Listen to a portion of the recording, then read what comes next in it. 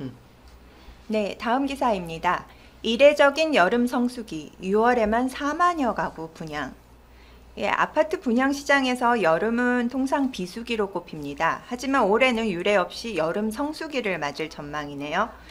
통상적으로 장마와 휴가철이 겹치는 여름엔 건설사들이 분양을 하지 않는데 올해 같은 경우에는 지난해 113 대책과 대통령 선거 등의 변수로 분양을 단지들이 늦춰왔다가 이 단지들이 한꺼번에 분양에 나서고 있어요. 그래서 6월에서 8월 사이에만 전국에서 총 7만 1,087가구가 분양될 예정이라고 합니다. 그 6월에만 4만 1,282가구가 분양됐고요.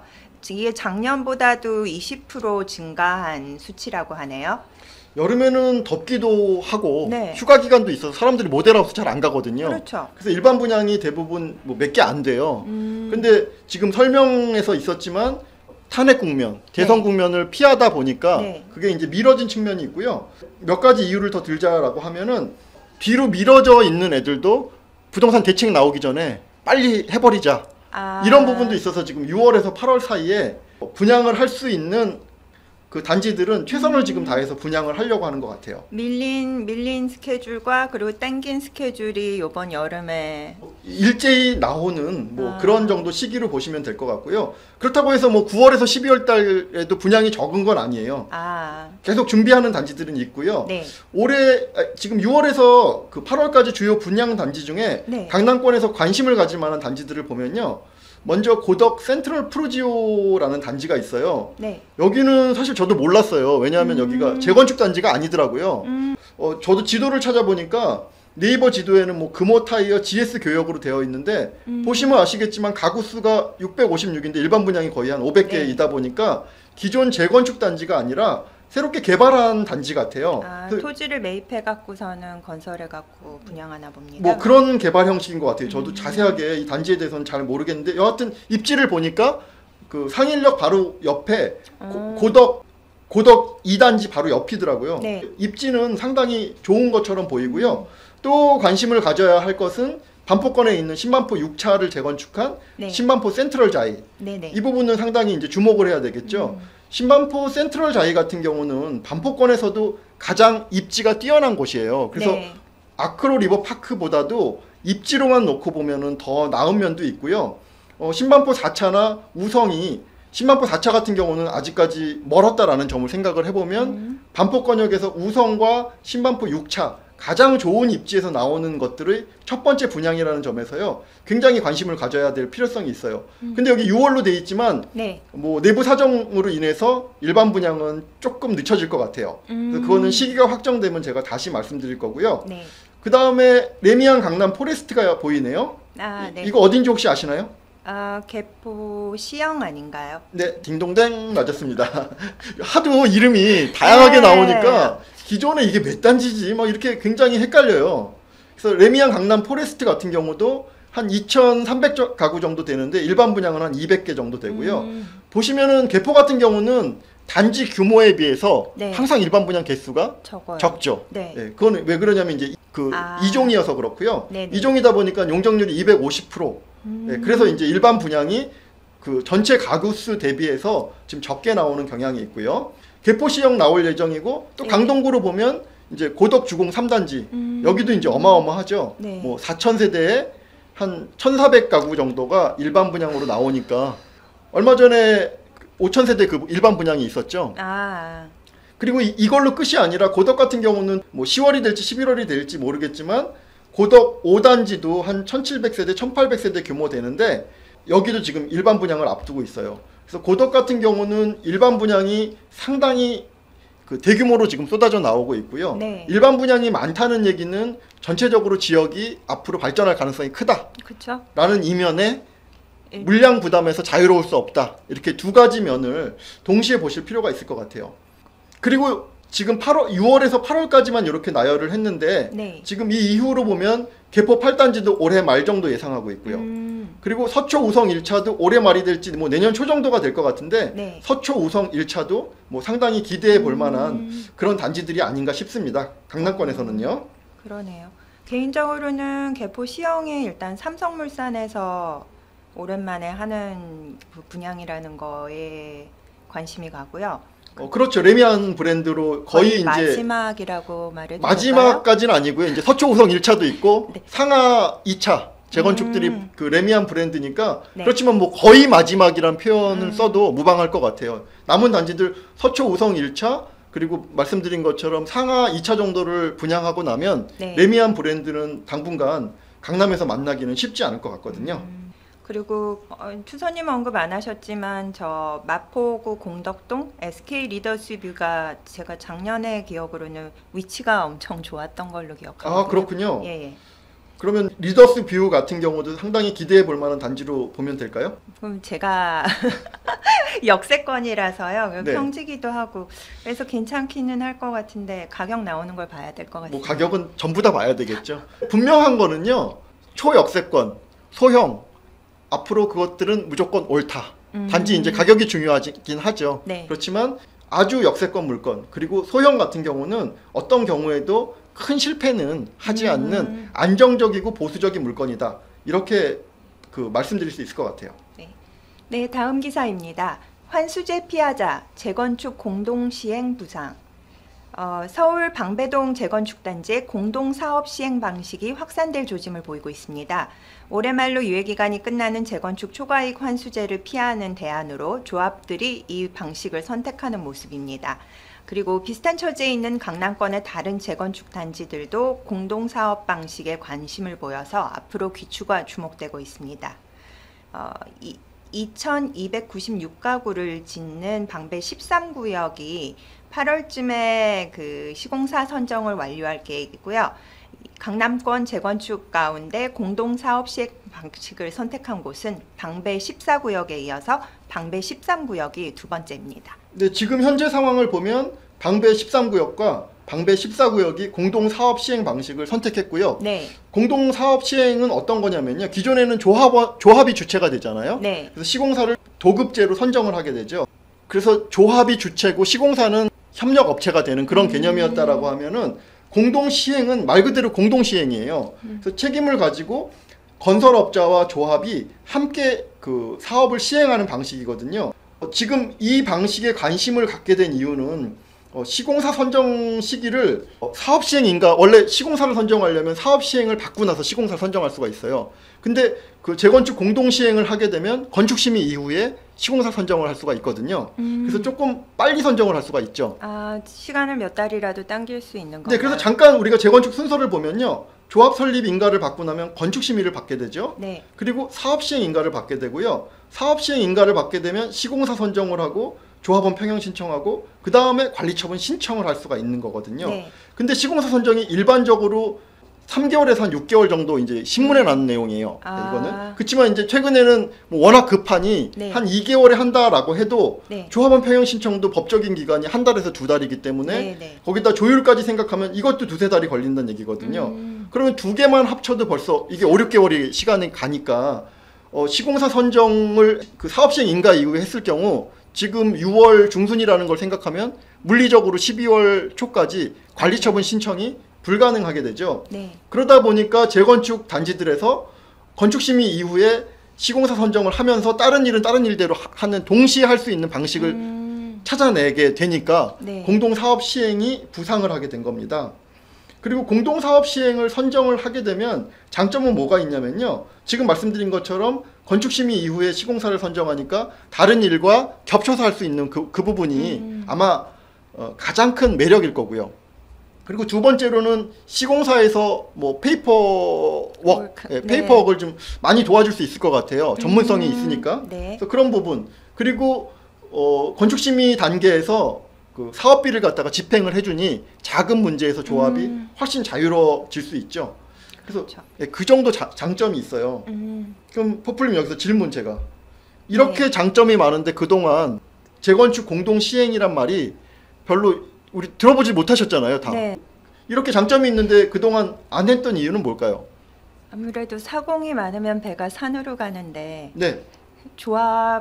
조합만으로도 지금 벅찬데 거기에다가 건설사까지 끼면은 네. 저라면은 싫을 것 같습니다. 그렇죠. 그리고 이제 조합 입장에서 생각을 해보면요. 네. 공동 사업 시행 그러니까 오너를 하나 더 모집하는 거잖아요. 그렇죠. 그리고 수익도 나눠야 되잖아요. 그렇죠. 그러니까 아니 내가 강남 재건축 같은 경우는 아니 내가 잘 될 건데 뭐 한다고 이익을 나누는 주체를 하나 더 모집하겠어요. 그래서 여기까지 배제가 된 거고요. 근데 이거는 조합 입장만 그런 게 아니라 건설사 입장에서도요. 네. 건축 심의 단계에서 자금을 미리 집행하게 되면 그 돈의 이자가 사업 시행 인가 이후에 돈을 내도 되는데 네. 일단 그 뭐라고 해야 되나요? 자금 집행이 빨라지죠. 큰 돈이 뭐 1, 2억, 20억 내는 게 아니라 네. 뭐 수백억씩 돈을 미리 내야 되는 부분이니까 건설사 입장에서는 그런 면이 있고요. 또 하나는 뭐냐면 이게 공동 시행이다 보니까 미분양에 대한 금리 변동, 그 이자 부분도 생각해야 되고 그리고 미분양 리스크가 생길 수가 있어요. 이런 부분에 대해서 시공사는 아유 내가 뭐 하루 머리 아프게 도급만 하면 되는데 얌전히 돈이나 받고 지어주기만 하는 게 그렇죠. 훨씬 편하다. 이런 생각 때문에 과거에는 뭐 조합도 싫어하고 네. 시공사도 싫어했는데 지금 딱 어떤 시점이 됐냐면 강남 재건축 같은 경우는 분양만 하면 돈이 돼. 그러니까 시공사 입장에서 탐이 나는 거고요. 또 조합 입장에서는 안 해도 되는데 연말까지 관리처분 신청을 하기 위해서는 아까 말씀드린 것처럼 동시에 진행을 해야지만 지금 가능한 시점이기 때문에 네. 지금에 와서 이제 서로의 그 이권이라고 해야 되나요? 그런 게 이제 맞아 떨어지는 그런 시점인 거죠. 그렇겠네요. 예. 근데 지금 하나 놓치지 말아야 될 것은요. 방배 14구역과 13구역이 재건축 공동 시행을 네. 한다라고 했는데 여기는 보시면 이미 2월달 방배 14구역 같은 경우는 2월달, 방배 13구역도 5월달에 사업 시행 계획을 이미 신청해 놓은 상태예요. 이 부분은 놓치지 말으셔야 될 것 같아요. 이와 연관된 기사 하나 더 말씀해 주시죠. 네. 연관 기사입니다. 반포주공 1단지 건설사와 공동시행 방식 재건축 추진. 서울 강남권 그 재건축 추진단지의 조합과 건설회사가 시행을 같이 하는 공동사업 시행 바람이 분다고 좀 전에 말씀드렸잖아요. 그런데 사업 속도를 최대한 앞당겨서 내년부터 부활하는 재건축 초과이익 환수제를 피하기 위함인데요. 이 중에 강남권 재건축 시장의 최대어로 꼽히는 반포주공 1단지 1, 2, 4주구가 역시 공동사업 시행 방식을 적용할 것을 검토하고 있다고 합니다. 지금 반포주공 1만 선택을 한다고 하는 것이 아니라 네. 구반포주공 그 3주구 뭐 3주구도요? 이제 관심을 선택을 한다는 것이 아니라 네네. 일단 관심을 가지고 있고요. 네. 그다음에 잠원 4지구도 이 방식에 대해 상당히 고려를 하고 있어요. 속도를 당기기 위해서는 다들 그 이유를 잘 들여다 보시면요. 네. 잘 아시겠지만 구반포 주공이나 AID 뭐 전부 다 모든 단지들이 다 연말까지 관리처분 신청 계속 가능하다고 했던 거 아니에요. 그쵸, 한 5월까지만 해도 다 된다라는 식으로. 근데 제가 계속 말씀드리지만 물리적으로 안 되는 것을 가지고 된다라고 했는데 막상 이제 6월달이 딱 돼 보니까 결국은 시간이 전 도표에서 이렇게 잠깐 말씀드렸잖아요. 시공사 선정, 조합원 평형 신청을 순차적으로 해야 되는데 이미 물리적 시간이 부족하다는 거죠. 절대 시간이 부족한 건 어쩔 수 그러다 없습니다. 보니까 그 물리적 시간을 땡기기 위해서 공동 시행 방식이라는 새로운 카드를 또 끄집어낸 거예요. 그래서 어떻게 보면 이게 희망 카드인 거죠. 희망 카드를 꺼내면서 이제는 이 카드로 우리가 연말까지 관리처분 신청을 할 수 있어. 뭐 이제 이렇게 말씀을 하시는 것 같아요. 작년 말 올해 초 사이에는 그러니까 한 6개월 전인가요? 5, 6개월 전에는 신탁 방식으로 이걸 어떻게 피해가려고 그러는 움직임이 강하더니 지금 6월 중순이 되어가니 공동 사업 시행 방식으로 또 뭔가 다른 거를. 그러니까 이런 것 같아요. 봉추 찜닭이나 대만 카스테라 같은 느낌이에요. 작년 말에는 신탁 방식이 한동안 유행을 하다가 쑥 들어가더니 이제 딱 이 시점 오니까 공동 시행 방식이 유행을 하는데 잘 생각해 보시면 이 방식의 문제가 뭐냐면요. 이제 공동 시행 방식으로 해서 예를 들면 뭐 삼성건설이나 현대건설을 파트너로 수익을 나누는 방식으로 지정을 했어요. 근데 하다가 연말까지 관리처분 신청을 못했다고 생각을 해보세요. 그렇게 되면 제초하는 제초한 대로 걸리죠. 그렇죠? 또 수익은 또 건설사랑 또 나눠야지. 그러니까 조합원 입장에서 보면요, 이리 뜯기고 저리 뜯기고 한다는 거죠. 그러면서도 결국은 제초안이 있으면 재건축 진행이 안 되고 다음 시즌을 봐야 되거든요. 결국은 다음 시즌을 봐야 되는데 다음 시즌이 왔을 때 이런 방식으로 시공사가 선정이 되어 있을 때는 이 시공사 문제 때문에 구조적으로 얽혀서 또 진행이 안 될 수가 있다는 거예요. 그래서 이 방식을 선택을 해서 네. 반드시 올해 말까지 관리처분 신청이 가능하다라고 하면 그 뭐 해볼 만한 방식이기도 한데 네. 그거는 모르는 거잖아요. 뭐 내부적인 일로 진행이 안 될 수도 있고 네. 그렇게 돼서 관리처분 신청을 올해 말까지 못하는 경우에는 시어머니 하나만 더 드리는 그런 꼴이 된다라는 거고요. 시어머니라 하시니 와닿네요. 여자분들한테는 그 표현이 제일 네. 적당한가 보죠. 그리고 이제 반포주공 1 같은 경우도 기사를 조금 더 자세하게 보면요. 공동시행 방식으로 내가 할 거야 한다고 막 하는 게 아니라 네. 조합원들 절반 이상의 동의가 필요하기 때문에 그렇죠. 그 총회가 8월에 열린대요. 그래서 8월 달에 조합 임원 선거와 함께 조합 정관 변경을 추진한다고 하거든요. 8월에 그걸 하면은 90 그리고 나서 시공사를 다시 선정하려면 네. 제가 봤을 땐 또 뭐 한두 달 시간이 시간 안 될 가면 것 같은데요. 예, 그래서 제가 앞에서 지금 말씀드린 게 뭐냐면 방배 13과 방배 14구역은 이미 2월과 5월에 사업 계획 신청을 해놓은 단지들에서 그나마 재건축 공동 시행을 한다는 건 의미가 있지만 네네. 지금 적어도 건축심의 단계에 있는 곳들은 공동 시행을 방식을 채택한다고 하더라도 좀 아닌 것 같습니다. 된다라는 네. 보장은 없다. 그러네요. 예, 이렇게 보시는 게 맞을 것 같아요. 카페에도 어떤 분이 여기에 대한 문의를 하셨는데 이게 워낙 생소한 방식이다 보니까 그 많은 답글이 달리진 않았는데요. 네. 공동 시행 방식에 대해서 지금 전체적으로 좀 정리를 한 게 이해가 되셨으면 합니다. 마지막 기사입니다. 잠실 우성 4차 도곡 3호 일원 개포 안신 재건축 승인. 좋은 소식이네요. 재건축을 추진하고 있는 서울 송파구의 잠실 우성 4차 아파트와 강남구의 도곡 3호 아파트 일원 개포 한신 아파트의 정비 계획안이 서울시 도시계획위원회의 문턱을 넘었다고 합니다. 서울시는 7일 도계위를 열고 잠실 우성 4차 주택 재건축 정비계획 수립 및 정비구역 지정 그리고 경관 심의안을 수정 가결했다고 밝혔습니다. 대부분 정비계획안 정도이기 때문에 네. 올해 말 재건축 초과이익 환수제를 앞두고 있는 입장에서는 축하할 일이긴 하지만 네. 그렇게 뭐 의미가 있어 보이진 않아요. 그렇지만 이제 만약에 올해 말에 재건축 초과이익 환수제가 유예되거나 네. 폐지되었을 때는 굉장히 이제 의미 있는 진전이 되겠죠. 그런 큰 틀에서 지금 한번 보실 수가 있고요. 네. 잠실 우성 4차 같은 경우에는 지금 9호선 3전 4거리역 아직까지는 있지 않은 거고요. 네. 예정돼 있는 역 인근에 있는 단지고요. 네. 세대수는 555세대에서 896세대가 될 예정이에요. 여기 같은 경우는 이미 작년에 그 최고 35층에 896가구로 건립한다는 계획을 냈지만 주변보다 최고 층수가 너무 높다 이러면서 이제 33층으로 이번에 그 허가가 났어요. 이 두 개 층이 차이가 그렇게 큰가요?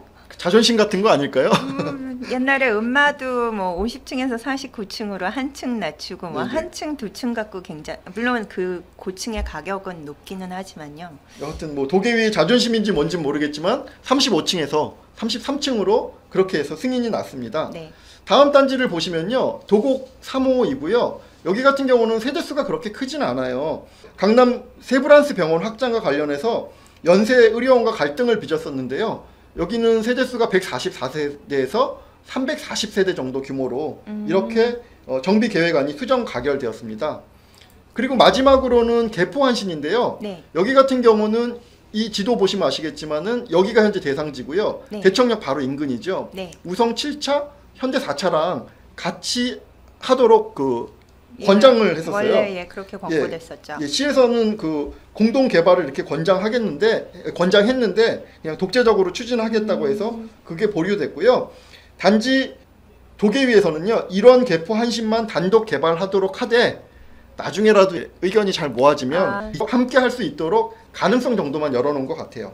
전체적으로 가구 수는 364가구에서 네. 489세대로 오늘 언급드린 단지들은 다 뭐 소형, 중소형 단지들, 뭐 그 정도 단지들이 정비 계획을 통과했네요.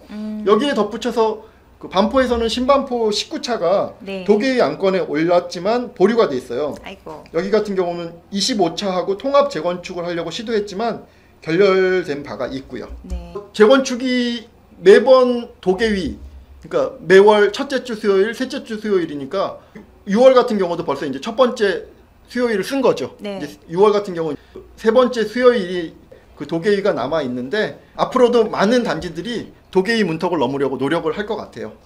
포인플렉스님, 오늘도 한 주간의 부동산 소식 살펴봤는데 네. 어떠셨어요?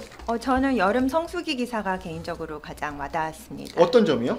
워낙 알짜배기들이 이번 여름에 많이 분양을 하니까? 예.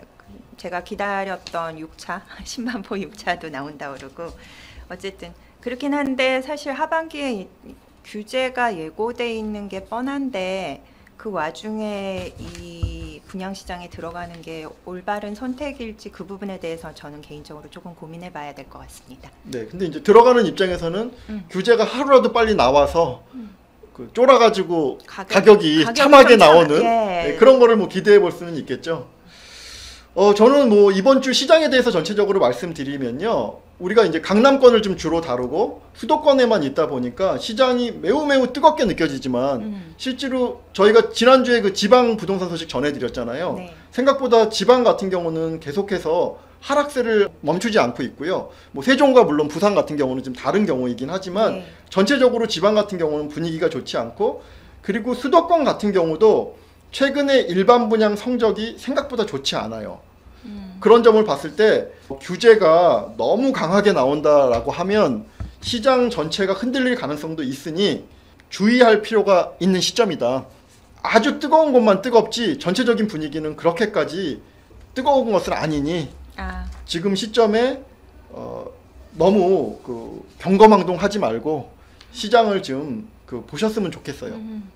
여름 분양 소식에 또 설레이더니 마음을 그냥 찬물을 쫙 끼얹어 주시네요. 네, 찬물 전문이죠. 네, 경고망동하지 않고 천천히 잘 살펴보겠습니다. 감사합니다. 네, 한 주간 부동산 소식 전해드렸습니다. 감사합니다.